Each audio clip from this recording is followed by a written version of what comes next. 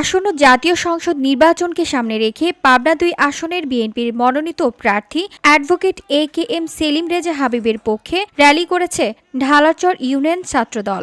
গতকাল বিকেলে অত্র ইউনিয়নের সিদ্দিক মোড় বাজারে অনুষ্ঠিত হয়।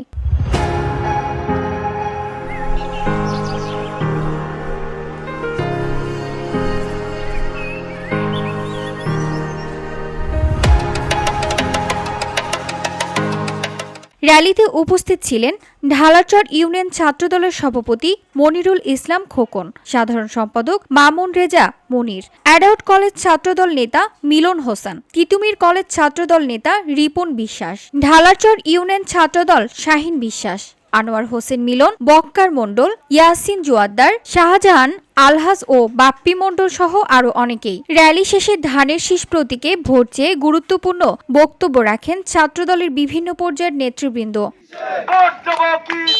VOD Bangla news desk.